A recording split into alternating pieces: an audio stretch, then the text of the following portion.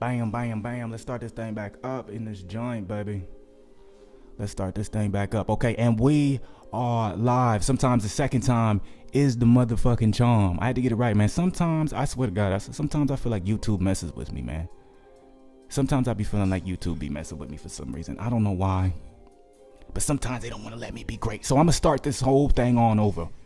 Start with all the good stuff, all the good shit. You know what I'm saying? If you are not part of the Black Goose family, happy Monday, first and foremost. And please join the Black Goose family, man. Hit the subscribe button below and join us, man. This is what we do, man. We a family up in this joint.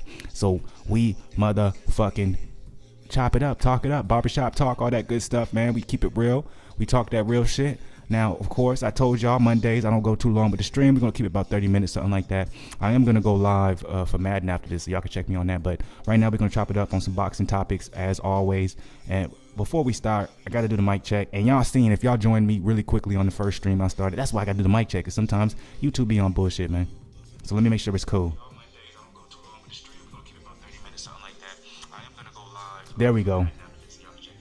So we finally got the good sound. Let me maybe turn myself up a little bit. I don't like how low I'm sounding.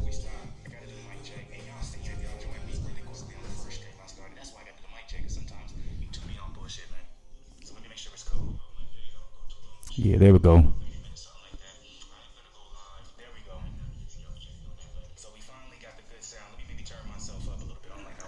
I'm still not a fan of how that's coming out. It doesn't sound like it's coming out of my mic.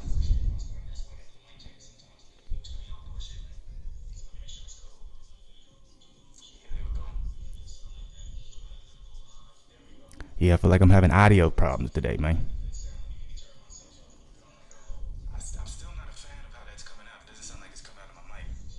But I'm gonna go with it, man. I'm gonna rock with it. It is what it is, man. This is just gonna be this one for this one. We'll worry about whatever problems I got, in the future. My bad that we had to start off like that, man. Yeah, man. Let's get up into this, man. We're not gonna take too long. If y'all up in here, man, and y'all just hopped up in here, please hit that like button, man. Show me a little bit of love. That was just the start of the thing. You know what I'm saying? Once I go ahead and upload this, I'll probably go ahead and edit out the beginning. Because there's no need for that. You know what I'm saying? No need for y'all see my.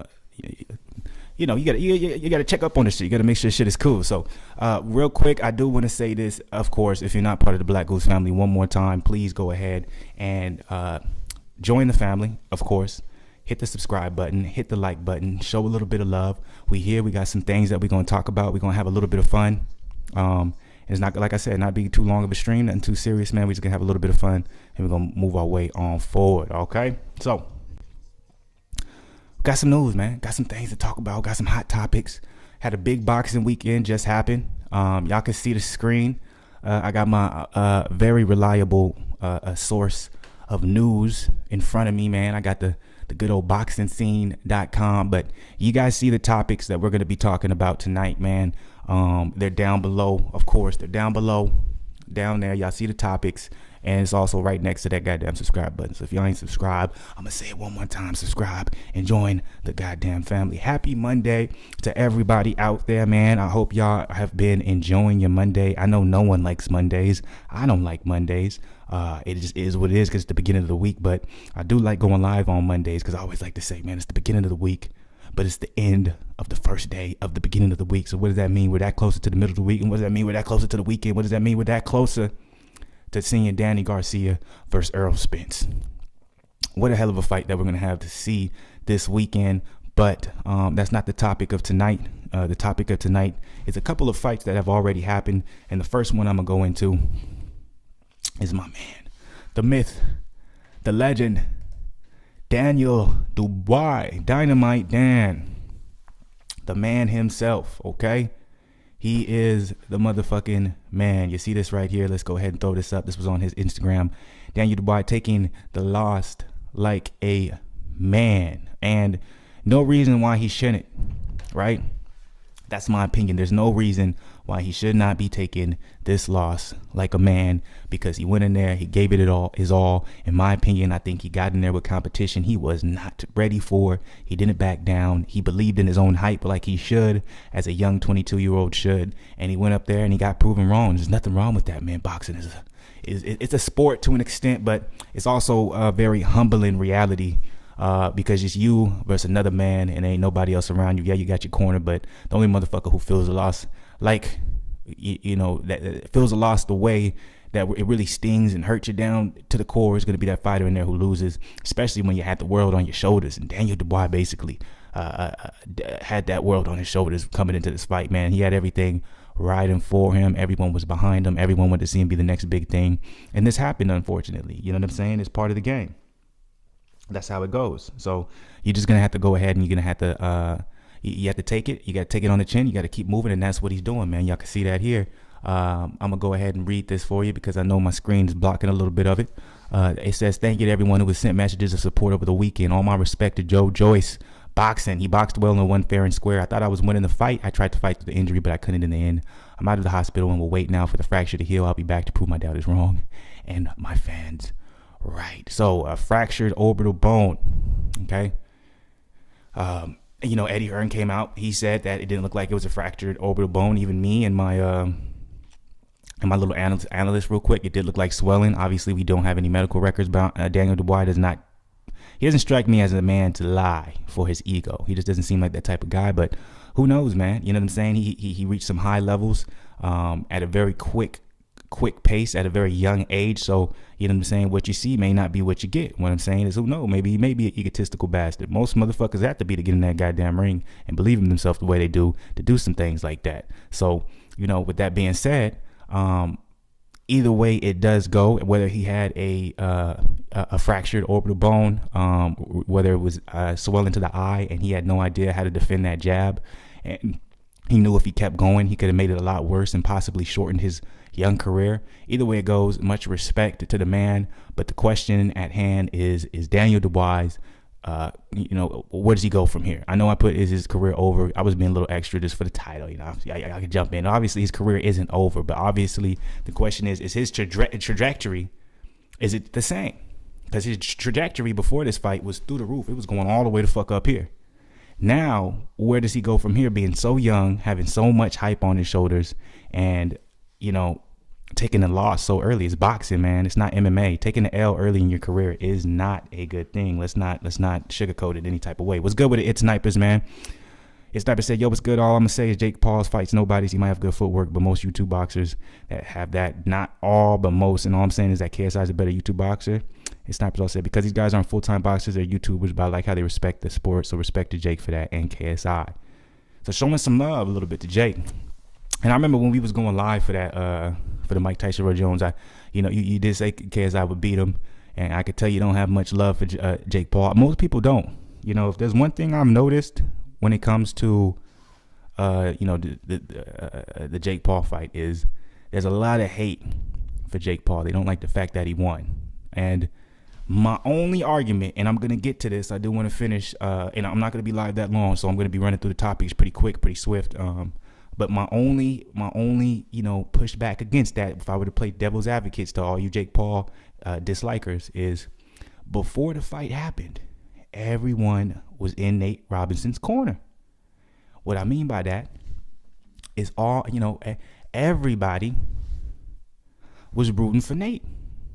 Everyone who disliked Jake Paul, you know what I'm saying? And it seemed like it was a whole lot of motherfuckers. I didn't really come across too many comments where they were hoping Jake Paul was going to win, other than maybe if he would have went on his YouTube channel and whatnot, or his fan base. But everyone outside of that, other than his fan base, everyone wanted him to lose. And a lot of people thought he would lose against Nate Robinson. A lot of people thought Nate Robinson had a hell of a chance to beat Jake Paul. They thought he really could, because he was an athlete. He was in the NBA, this, that. I actually watched a clip when Shannon Sharp was talking about it. I wonder if I could pull that up real quick. Shannon Sharp was talking about basically the Nate Paul fight. I'm gonna see if I can pull that up real quick and see if I could do that. Let's see.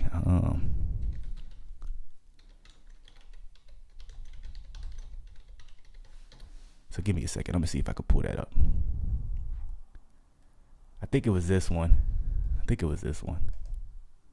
So yeah, I'm gonna pull that up. I'm gonna see if I can play that real quick. Basically, Shannon Sharp, he was talking about him and Skip was going back and forth about, the whole Nate Robinson getting knocked out by Jake Paul situation.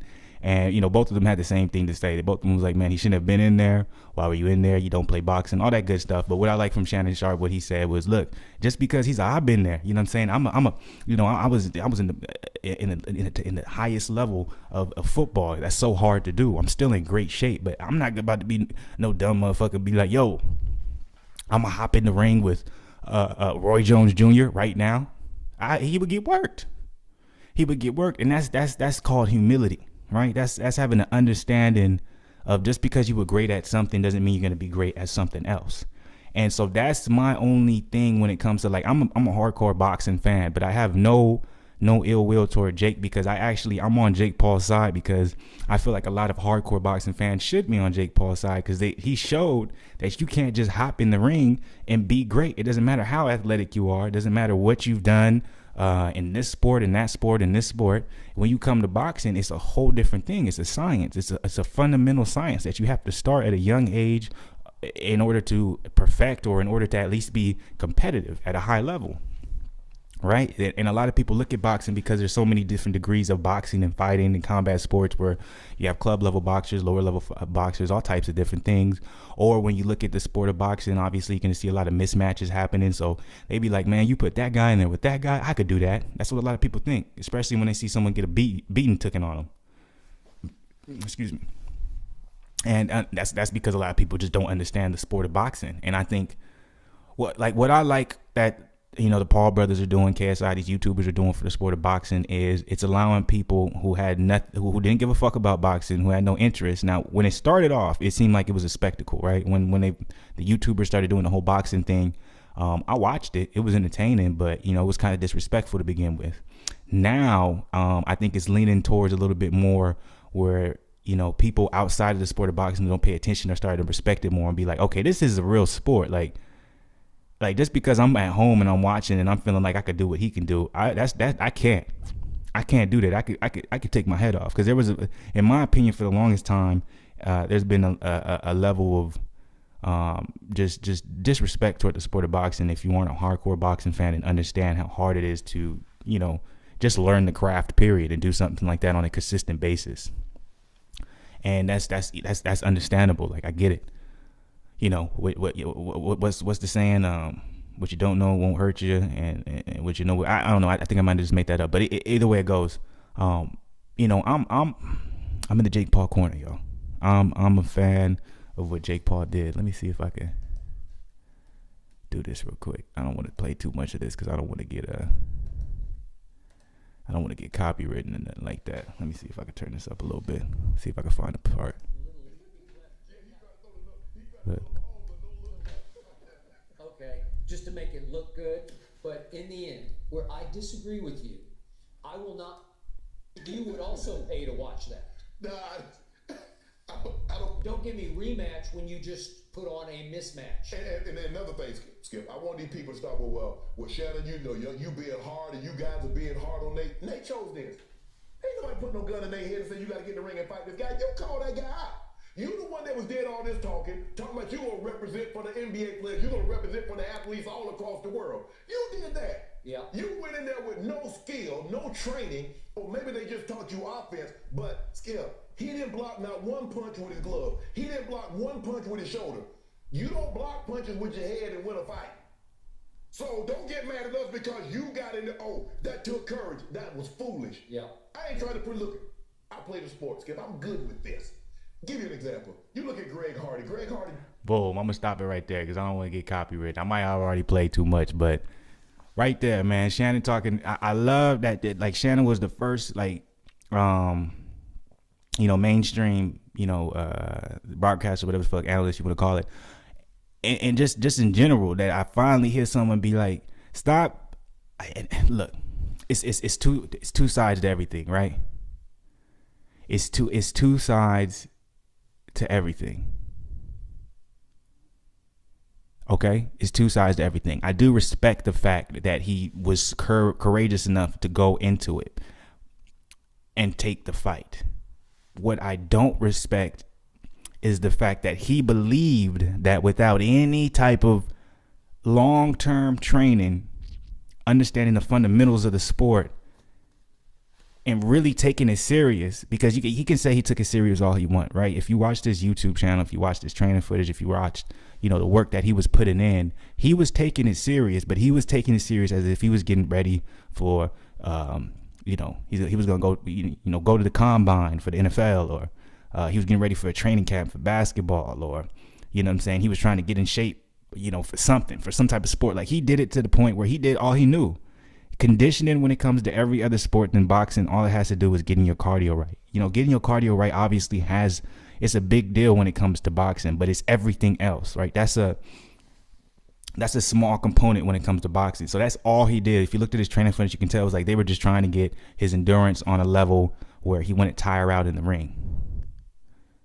Like to even Shannon was saying, he was all, they just must have only taught him offense if he had a training camp. They didn't teach him no defense. Well, the reason why they didn't teach him any defense is because you're going to have to choose one or the other. If you have 6 months to work with someone, 6 to 8 months, let's even say he did it for a year, which he did not, but let's say he did it for a year. You have a year to train someone. What are you going to train them? Are you going to train them offense or defense? 99% of coaches are going to train offense. Offense. The defense will come into play once you start to spar. That's a lot of time how coaches go into play when it comes to defense. A lot of coaches don't focus on defense. A lot of coaches really don't care about defense when they're training a fighter. And I'm not saying like the high level coaches. I'm talking about, you go around the corner to the local boxing gym, you go around the corner to the local MMA gyms. We're hitting mitts, we're doing combinations, we're throwing combinations. Rarely in any time there's any type of defense that is put into those combinations. A lot of times fighters learn defense on their own by basically sparring, shadow boxing, and also just learning the sport on their own, what they mimic. You know what I'm saying? That's another thing. Like, how much was Nate Robinson's shadow boxing? Shadow boxing is a very key component when it comes to boxing. Like, if you go into a boxing gym, motherfucker, you're going to be shadow boxing by yourself for at least an hour. You know what I'm saying? That's very important, because you have to visualize your opponent, and you have to try and understand. You have to start building muscle memory. And muscle memory isn't just throwing punches. It's how you're going to react when punches are going to be thrown back at you. And none of that was the case. You know what I'm saying? And it's another thing, too. You're talking about a guy who was in the NBA. You're talking about a guy who had millions. He has clout to his name. How much, unless he goes to a hardcore gym, which when you look at his YouTube and his training footage, I don't know who he chose to be his trainers. He said the guy who trained him, one of them, he used to be a professional fighter. That's cool and all. But I would have preferred him to go to a more known a boxing coach, because they wouldn't have given him any slack, right? There would have been no respect there. It would have been like, no, I'm training Nate and I'm getting a bag I haven't seen in a minute, so I'm going to try and make sure he's as comfortable as possible. Like, no. And that's all I was seeing when it came to the footage that was coming from, Nate's YouTube channel. I'm just being 100 with you. And so, like, kind of just to get back to the point real quick, I kind of veered away from, talking about Daniel Dubois. So I'm going to get back into that real quick before we finish up. But, I just don't understand the hate that's coming towards Jake Paul when it comes to, like, just when it comes to boxing fans in general, because, it started before the Jake Paul and Nate Robinson fight. By the way, go ahead, throw a like. Please throw a like. Subscribe to the channel, man. Show some love to what we're doing over here. But before the Jake Paul Nate Robinson fight, everyone was riding for Nate. Everyone was saying, this is your chance, man. You won't. I hope he knocks out Jake Paul. He probably has a good chance. He never fought an athlete. And as soon as this happened, right? As soon as that happened, what was the narrative? Oh, he didn't fight a real boxer. He didn't fight no one real. He was in there with the novice. He didn't really prove nothing. Like, wait till he gets in there with a real boxer. Well, look what happens. Like, come on, y'all. Let's be realistic. We don't want to see him against a real boxer. That's not what we're watching this for. We're watching this to see him fight guys like a Nate Robinson, who maybe was in another sport, or they feel like they're big and bad and they feel like they have all the tools to be an amazing fighter, but they don't respect the hard work that's put into it, and they feel they can just get in the ring and they can do work on a motherfucker. Like, let's be 100. All right, let's not play no games. By the way, please throw a like, show some love. So let's just be real about it. Let's not sugarcoat nothing. So it's just interesting how the narrative changed, and this is coming from a lot of real boxing fans. I'm a hardcore boxing fan to the goddamn core. I feel like it should be the other way around, and I think also you should respect the fact that he's bringing a different set of eyes to boxing. And he's allowing a lot more casual fans to understand there's levels to this shit, right? Hardcore boxing fans know that. All hardcore boxing fans know if Jake Paul went in there with a real boxer, someone who's been training since he was 14, 15 years old, and he could just have amateur fights. The dude could have amateur fights, no pro fights. He's going to have trouble. And even then, if his knockout power is real, he may not have as much trouble as you think.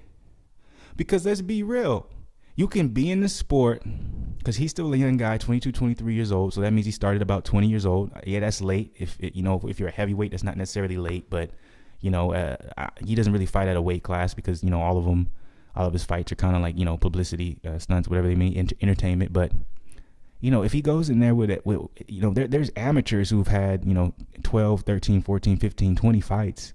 There's pros who, there's journeymen in the pro level. Like, he can easily find someone who has legitimate boxing experience, but is a good matchup for him and can get the W. Let's not act like all boxers are world class. Not all boxers are Floyd. Not all boxers are fucking Andrew Tabiti, right? There's some guys in there like, who was the dude who just fought for the zone? They call him White Chocolate, I think, or White Thunder or something like that. Chocolate Thunder, White, something in it, Nikili Kitalev or something like that. The dude he was just in there with that he went on 6 rounds with, they got the fight on the zone. You don't think Jake Paul could beat him? I'm just saying, let's be realistic. Let's take away the hate that you have for the dude. Let's take away the fact that you feel like, I don't know, I don't know why y'all got so much hate for him, but let's just be realistic. Not all boxers are world class. So let's not act like, and let's not say, oh, we put him in there with anybody. If we put him in there with any boxer who has legitimate amateur experience or has some legitimate pro fights, he'll lose. No, because there's a lot of fighters who got pro fights and they should not have had any pro fights. There's a lot of fighters who take fights and they don't train for them at all. There's a lot of amateurs who they got a lot of amateur fights, but when you're in the ring with them, you're like, well, where is all this? You know what I'm saying? So let's just be realistic and let's take away the hate. And that's what I'm saying. So my synopsis, my summary, all that good stuff. Please throw a like if y'all haven't thrown a like. It means a lot. Subscribe to the channel if you're not subscribed. Anyways, my whole entire summary of this particular situation is that I'm a fan of Jake Paul. I can't wait to see who he fights next. I hope it's another loudmouth athlete. Lance Stevenson called him out. I would love to see that. I would love to see a loudmouth athlete who thinks just because he played another sport at a high level, they can hop into boxing and they can be great. That's what I want to see. And I will continue to ride with Jake Paul as long as he's fighting those fights. Now, if he ends up getting in there with a legitimate guy, now I'm on the other side. All right. Now show him the levels to this. Jake Paul, he was in here for 4 years. Watch what happens when you're in there with a legitimate dude with 15 years behind his belt. 10 years behind his belt. You know what I'm saying? Now it's another story. But as long as he keeps finding this type of competition, I'm not going to ride for a guy in Nate Robinson just because, he's a nice guy. The way I see it, he disrespected the sport, thinking he can call out Jake Paul, who's been doing it for about 3 years. It's not a lot. That's not a long time. It isn't. But in comparison to 6 months to a year, in comparison to a guy who wasn't even really taking it seriously to the extent that Jake Paul was. Jake Paul was at real serious gyms. He traveled to different gyms. That's another important thing. Come on, like let me know anybody, who's boxed or done any type of, who's done any level of combat competition. Like, you being at one gym or you having a trainer specifically for you, that's not going to get you very far. You're going to have to travel. You have to travel to spar. It's important to go to other gyms, experience different bodies, different heights, different weights. That is very important. And if you can't get that, you're going to be limited unless you're truly blessed or you've been doing it long enough. And Nate Robinson was neither one of those when it came to the sport, right? And that's all I'm saying. I'm just saying, why all the hate for Jake Paul? Why all the disrespect toward Jake Paul? But no one wants to be real and talk about the disrespect that Nate Robinson had for the sport of boxing by thinking he could get in there with little to no real training and compete. That's all I'm saying. Shannon Sharp said it the best himself. He said, that ain't courageous. That's damn near foolery. It's foolish for you to think that just because you play basketball, you can play fight. So I'm going to play this one more time because this is what happens when you don't take shit serious. Bow, right there. That's what happens. He's gonna be all right though. He gonna be all right. All that good stuff. So, that's all I really got to say about the whole Jake Paul, Nate Robinson situation. I just don't understand why the man's getting so much hate. By the way, if y'all up in here, man, throw a like. Hit that like button. If y'all ain't subscribed, hit that subscribe button. Show some love. I'm not going to be on here too much longer. Monday night streams is never that long, but we going to chop it up. But I want to get back to the main topic real quick. I want to finish this and want to close this out. Joe Joyce, Daniel Dubois. Where does Daniel Dubois go from here? I got to give it to Daniel Dubois for being so respectable about his loss, for him, obviously showing that he realized, and remember I said this when I was watching the fight that night, that evening, or really it was afternoonish, whatever it may be. I said, because there was people hopping in the chat and they were saying, man, I hate that Daniel Dubois went out that way. I seen him starting to, obviously starting to fade away. I seen that he was probably going to lose, but I would have preferred him to actually, at least, take the KO, take the TKO, or at least make it to that 12th round. Well, I was like, even though it looks bad at the moment, this is something he's going to look longer down his career, 2, 3, 4 years around when he's my age, 25, 26 years old. I guess I say I'm 27 now, my birthday about to come up. So when he's my age, 26, 27 years old, he's going to be like, oh damn, I made a great decision. Because the reason why he made that great decision is because this could have been long-term damage. If he would have stayed in there, because he had no idea how to defend the jab, he had no idea what to do, he would have kept getting touched on that eye. And if he really had a fractured orbital at that point, think about 2 more rounds of that shit. You know what I'm saying? Obviously, he would have recovered from it, but his eye would have always been a vulnerable point from that fight on. So you have to think it was very smart for what he did. And for him to realize that in his own head, because I doubt any of his coaches, did that, but he probably he's like, I never felt this before, something going on with my eye. This is the part I don't believe. I thought I was winning the fight. I tried to fight through the injury, but I couldn't in the end. I don't think he thought he was winning the fight. I think he knew he was losing, and that's why he took a knee. I think if he thought he was winning the fight and it was close, he wouldn't have took that knee. I think he would have tried to get the W. So I don't believe that part. I think he was aware. He's like, I'm losing this fight. The way my eye is feeling, there's no way I'm going to win these next 2 rounds. The best bet would be to go ahead and take a knee. And so I just want to go through a couple of articles. I'm not going to be long-winded with this because, like I said, we're not going to make this too long, guys. I'm going to go play Madden, goddammit. I had a long day at work. Got a good workout. Make sure y'all check out that Do Something Every Day video challenge that I put up. So if y'all haven't done anything, check that out to get some motivation and get something in before the end of the night, y'all. Come on now. But let's look at it, okay? David Hay. What does David Hay say about Daniel Dubois? Dubois will need 5 to 7 fights before looking for a big name. That's interesting right there. That is very interesting. He said 5 to 7 fights before looking at the big name. Let's go ahead and go to the quote. Hay expects Dubois to bounce back, but also feels that it would take years to rebuild him. So what does that mean? Does that mean that his career is over? How do you get to the top of the sport? You're second ranked. You're almost there to get the WBO title. And now you're talking about it's going to take years to rebuild him? It doesn't work like that in boxing, in my opinion. I think it doesn't work like that. Even if he goes on a 10-fight win streak in the next 2 to 3 years, do you really think people are going to put the same type of stock behind him that they did now? No, he's going to be an underdog for the rest of his life. That's my opinion. I might be wrong, but that's how boxing goes. It's not MMA. They see that one loss on your record, and on top of that, they're going to be like, you lost to Joe Joyce. Now, see, it's different. If Joe Joyce goes on, fights Usyk, beats Usyk. Fights Joseph Parker, beats Joseph Parker. You know what I'm saying? Fights AJ, gives AJ a hell of a fight. Fights Pulev, beats Pulev. Like, if he goes on and he has a magnificent career, then it's a different story, because people already, there's a lot of disrespect for Joe, even to this point. Like, I was watching this other YouTuber's channel, a real popular boxing YouTuber channel, and he was just disrespecting the shit out of Joe, and I could tell, like, he's never been in the ring. I could tell he doesn't train, because what Joe does, it has no, like, y'all, can y'all please stop?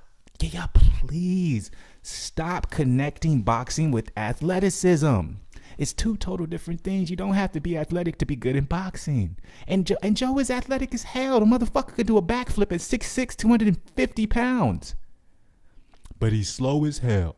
Old, slow Joe. You never been in the ring before. Because there's a difference between being slow and be able to understand your range. When you understand your range to a level that your opponent does, you can be slow as fuck and dominate your opponent. Athleticism comes out of the play. We're talking about chess. Athleticism goes straight out the door when you're talking about a fighter who understands his range and can utilize his jab. And wait.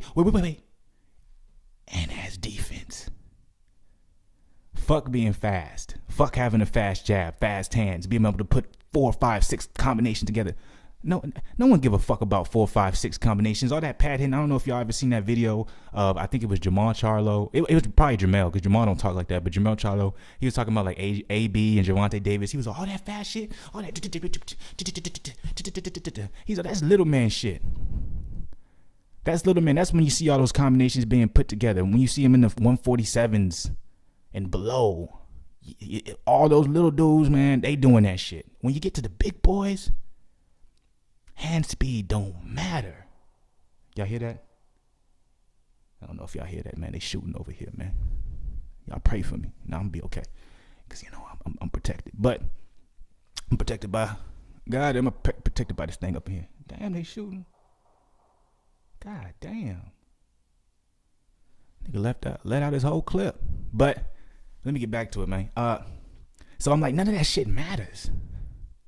Oh, Joe is slow, so that's Daniel isn't as good as y'all thought. I've been told y'all, like, that has nothing to do with get in the ring with an old slow nigga who's been boxing all his life. He gonna tear your ass up because he understands his distance, he understands his range, he understands defense, he understands how to slightly move out of the range of his opponent and still stay in range where he can counterpunch. And the biggest thing is, like, I was talking about this during the stream, is defense. One person had defense, the other one didn't. Daniel Dubois had no defense. He was only comfortable going forward because if he's on his back foot, now what do you have to do? You have to utilize your range, utilize your footwork, and you have to, number one, have some type of defense so you can avoid certain punches to get out of the way. He had none of those. So his only option was to come forward. While Joe, on the other hand, he had choices. He can come forward if he wants, and he was able to be on his back foot because Joe not only has great footwork, which no one wants to talk about, everyone wants to focus on his hand speed. Joe not only has great footwork, but goddamn it, he has great defense as well. His head movement is very good, and he understands, especially with Daniel Dubois, what was keep on fucking Daniel Dubois up. And what I was saying, I was like, if Daniel Dubois could just throw a goddamn left hook in after that right hand, he might be able to fuck up Joe Joyce's game plan. But he didn't do that. So all Joe had to do was he had to keep peppering him with the jab, whether it was slow, whether it was fast, whether it was motherfucking lightning speed, or whether it was slow as whatever it may be. You keep peppering him with this jab. All you waiting for is Daniel Dubois to return with that 1-2. If that 1-2, as soon as the 1-2 comes, what Joe was doing, he's so goddamn big and understanding his range so much, he didn't just slip and counter. He actually would slip and change angles. It was a beautiful thing, and he did it all night until he shut that eye on Daniel Dubois, and Dubois didn't know what to do. It was a beautiful thing, man. Let me finish reading this. I hadn't seen anything from Dubois. Okay, experience goes a long way in the game. Going to the Olympics and going to European Amateur Championships, winning gold and silver, you're fighting in the best bowl world. You try and test people, test your chin and body. I called that. That's what I said. I hadn't seen anything from Dubois to suggest he had any business being in there with Joe. I felt the same way. Other than the tremendous record and the big knockout reel, I felt the same way. We saw that he wasn't ready for that level. For 5 or 6 rounds, he was looking fantastic, and I had him winning on the card until round 6. He needs to relax. I actually disagree with that. He needs to relax. I was very unhappy with the way he took a knee. He took a shot to the eye, but I never liked seeing that fighter take a knee. I'd rather get knocked, spark out. I saw Dubois starting to learn, but it's hard to learn in a fight against someone who continuously comes at you. Jojo's has been hit and hurt before, but he's confident in his recovery skills. Dubois wouldn't be ready to beat Alexander Usyk, which is what they're potentially looking at next. Technically, he's not ready yet. Give it 3 or 4 years for sure. After taking a lead like that, 3 or 4 years, Usyk, Joshua, all these guys, they're not even going to be in the conversation like that no more. So Hayes basically saying his career is done. So I'm going to look at these comments real quick. He doesn't need to fight 5 or 7 bums. That's have no chance in hell. He was unfortunate to pick up the injury. You could go 30 to 40 fights, and some guys will take more punches than DD don't pick up. If DD never fights again, he made a smart move quitting. He's not a Kell Brook, an ex-champion with skills and paydays. He comes from Warren's Amendment Nation, and he just got his head broke. So, not teaching them and conditioning them to always move your head when boxing. It's not as easy. Like, see, we're going back to the Jake Paul, Nate Robinson defense. It's not easy to teach a young up-and-coming fighter, especially a heavyweight. It's not easy to teach a heavyweight head movement, defending a jab, using your feet, understanding your distance. like, especially if you're not a natural athlete in the heavyweight division, it's very hard to put that all together. That takes time, that takes ring experience, and most importantly, that takes sparring, who you're sparring with, and who you're fighting against in the actual fights. Sparring comes first, right? So if you're sparring opponents that are well below your level, or if you're sparring opponents who have a style that complements your style and doesn't allow you to put new wrinkles in your game, basically you're just bringing people in and you're not going out and trying to test against different people, you're not going to be able to maximize or be able to change your game to an extent where you're improving things that you didn't, you weren't as good at before, right? And it's the same with his fights. If you're fighting against guys and you're just blowing through them, you're just walking forward and hitting them with big punches and they're going down, how do you expect someone to learn head movement? Joe Joyce was the same way. Look at him against the Usyk fight. Joe Joyce for the longest time had no head movement. His head was straight up and down. He literally mowed people down. But he's an older fighter. He has a little bit more experience when it comes to who he's fought. His track record when it comes to the people he fought had more skill level than Daniel Dubois. He's been in hard fights, right? He's been in there with some level of competition. If you watch him against the Brian Jennings, I always go back to the goddamn Brian Jennings fight. When him against Brian Jennings, I think that's where Joe Joyce really came into his own. He was using his feet. He was looking like a mini Tyson Fury, moving his head. That was the first time I ever seen him do that. So it's not as easy saying his coaches are trash because they didn't teach him how to move his head.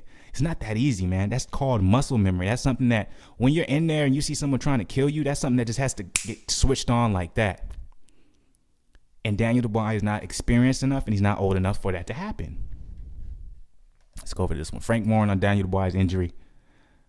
So he had a fractured orbital socket, and the last punch he took caught a nerve, and it shot through him. He couldn't focus and see. That was that. He would have had to be pulled out in the next round anyways. Having said that, on the score judges, he would only had to won one of the last two rounds. He would have won it. I had him up about a round up, but there was nothing. I don't believe that. Absolutely not. Black Goliath, man, was good with it, man. Salute to you, man. I appreciate the love. You showed the channel, man. I appreciate that a lot, man. Black Goose family is always, man. Appreciate you, man. You know, I'm not gonna be up here in much longer. Unfortunately, did catch the end unless I start rambling, but. I said back to what Warren was saying. I said before the fight that I fancied him, but his fight is about who can control the action. He got caught early. You can see that was going too close. What wasn't there is head movement that comes from your jab. One thing I was pleased with though was that Joyce caught him with 4 to 5 really good shots, and he took them all. There's no problem with the chin. So when it came, by the way, if y'all in here and y'all haven't thrown a like, please hit that like button, man. It means a lot for the channel. And if you're not subscribed to the channel, please subscribe. Like everyone could go and say the same exact thing about Daniel Dubois that they're saying about Nate Robinson, right? It's one of the easiest parts of the sport is to learn offense. Anyone can throw a punch, anyone can throw combinations, anyone can hit mitts. The hardest part of the sport is understanding range and understanding how to defend and still be able to be in a position to return. That's something that literally takes years. Not just of training, of being in the gym, but also it has to be years of sparring, legitimate competition, and obviously the next level, when you're taking it to that next level, actually fighting against competition that can allow you to work on those things. That's why, you know, I actually think it's more Frank Warren's fault when it comes to this, is because I don't think Frank Warren did a good enough job putting them in there with competition that could allow him to work on those things. Like, there's ways you can build a fighter up by putting him, like, if you think, like, let's say I'm working with a dude named Dobie Maguire. That rhymes with Toby Maguire. Maybe that's what I was thinking. Toby Maguire, okay? I'm taking Toby Maguire when he's 15 years old. I feel like he's going to be the next big thing. You know what I'm saying? I have him do his amateur fights till about 18. Does about 10, 11 amateur fights. When he's 19, let's go ahead and turn pro. All right, I turn pro. What I'll do is, obviously, if I feel like I'm going to, you know, invest in him and I feel like he's the next big thing, we're going to put him in there with competition for his first 15, 16 fights that I know he's going to be able to beat, right? I know he's going to beat these guys. I sent out one of the trainers. I went to go scout another boxing gym. I asked the trainer, hey, man, I want him to fight this guy. Would you be okay with it? This is going to be the payday. Let's make it work, all right? But what I won't do is match him against guys that I know he won't be able to work on the things that we worked on in the gym in the ring. See, that's a good promoter. A promoter, he'll find a guy that they know that their up-and-comer will be able to beat, but they also know stylistically it'll allow him to work on some things he needs to get better at. One fight, he goes against a guy that always has him on his back foot. I know he can beat him. I know Toby Maguire could beat this guy. But, you know, I've noticed in the gym when Toby's sparring with guys, when he's on his back foot, he's having trouble. So let me find a guy who's going to have him on his back foot that I know he can beat, but it'll allow him to get more comfortable being on his back foot, right? All right, I see Toby Maguire's having a little bit of trouble being able to defend the jab. Okay, he's not doing real good against the jab. All right, let me find a really good let me find a solid opponent that I know he'll beat, but has a really good jab. So these are the things that a good promoter will do for their up and coming fighter when they're putting them in fights. What I saw with Daniel Dubois, what Frank Warren did with Daniel Dubois, he was salivating at the mouth of wanting to make Daniel Dubois the next big thing so early. He said, let me find anybody and anyone to put up in there that I know he's going to blow through. And none of them allowed him to work on anything. Like, I don't know what he was being learned in the gym, but, you know, a lot of people are saying his trainers are shit and stuff like that. But if you watch his training footage, his trainers are very fundamentally sound. They taught him the fundamentals very well. It was just when it comes down to who you're sparring and who you're fighting, that has everything to do with the sparring doesn't, but the promotion has everything to do with who you go in there and fight with. And everyone he fought, he literally mowed through them. He was walking forward the whole time. Not once, maybe once, I think there was like 1 or 2 fights he had where it maybe went like 6-7 rounds, but he ended up knocking him out. But it wasn't a viable opponent to the point where he was working on things that needed to be worked on. And he's young, man. He's 22 years old. So even in his own head, he can feel like he's invincible. Like, why not? So it's like, if I wanted to blame anyone for this, you know, I had to put it all on Frank Warren, man. He messed up. Let me real quick go into this. I'm gonna cover these two right here. Hearn and Frank Warren going back and forth at each other. Let me see. Okay, during the fight, I was convinced that Joyce was going to win the fight from very early in the fight for multiple reasons. Did he? I haven't seen. Said Eddie Hearn. Eddie wonders why no X-ray posted for Dubois. I wonder that too. Okay. And I felt the same way. This right here, everyone trying to, you know, make it seem like going into that 10th round or, you know, going into the 11th round and 12th round that somehow, you know, Daniel Dubois, he just needed 1 round or he was winning. I don't think it was close. I think it was 6 rounds to 3. Now, the judges, one judge had it for Joyce, another one had it for Daniel, and I think the other one had it like a draw. So that's how that goes. So Joyce did a good job. They were trying to rob that man. So did he? I haven't seen any scans, said Hearn when told that Dubois suffered an orbital fracture of his left eye. Report from what? Most people would post some sort of x-ray. I'm not a doctor, but it looks like eye swelling to me, not necessarily a fracture. Same way. The problem was after the first round, he'd frozen. After the 4th round, I told him, Anthony Joshua, Dubois' body language was horrendous. The corner was telling Daniel Dubois after 4 rounds, this is the fight game. Come on. That was very strange. You need someone in the corner working on that eye. I just watched him implode. From the first round, I could tell you that Joe Joyce was going to win this fight. So that was Eddie Hearn, perspective. And then he also said, this is interesting. I'm just not reading this article. He's literally repeating everything I just said. He's just been poorly brought through, Dubois. He's never boxed above English level. That's the level he's boxed. Then you step to a guy that is top 15 in the world in Joe Joyce, and he just wasn't ready for it. I think Sam Jones was 100% right. He hasn't had a middle fight. I said, damn. Well, thank you for agreeing with me, Eddie Hearn. By the way, if y'all up in here and you haven't hit the like button, please hit the like button and subscribe if you're not part of the family. He wasn't ready for Joe Joyce. He wasn't good enough, and he didn't have the heart, and he didn't have the ability to beat Joe because he hasn't been put in that situation before. When you want to gamble, why make that jump when you're not ready? You're thrown in this because they wanted to do a pay-per-view originally, and they wanted a big fight, and everyone believed he could win. They believed in the hype. All he had been doing is knocking over people in easy fights. At some point, you have to make the jump. I was saying all that. Unfortunately, the matching has been so poor that they never gave him a Bryant Jennings or Leroy Thomas. That's 2 people that Joe Joyce fought, and people would disrespect Bryant Jennings. He also fought Bermain Sterveen. Whatever you want to say about Bermain Sterveen, he was a champion. He was a former champion, and his only motherfucking 2 losses was to Deontay Wilder until he got in the ring with Joe Joyce, and he kind of just, after that, you know, he ain't never been the same. But let's not disrespect Bermain Sterveen. That was a perfect fight for Joe. Brian Jennings and Daniel was just boxed. That was a perfect fight for Joe. Brian Jennings and Daniel was just boxed at the English title level. And that's crazy, man. Daniel Dubois literally had a title. He had the English title. So Hearn is low-key shitting on, you know, literally on, you know, his, it depending on how you want to see it. He's literally shitting on somehow how some of the English boxers are brought up when, you know, they get a title on the English level. And somehow we're looking at them like they're so amazing, but really the level of the competition is terrible. It's the same thing in the U.S. The U.S. has the same problem, okay? So I'm not going to make it, that type of thing. It's both ways.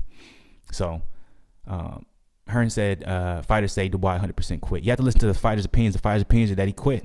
He sat on his knee, looked up. He did quit, but I think it was smart because if he plans to come back and have a career, that was the best thing to do because he didn't know how to fucking stop that jab. But if Hearn doesn't believe it was a fracture on his orbital bone, then yeah, it looks bad.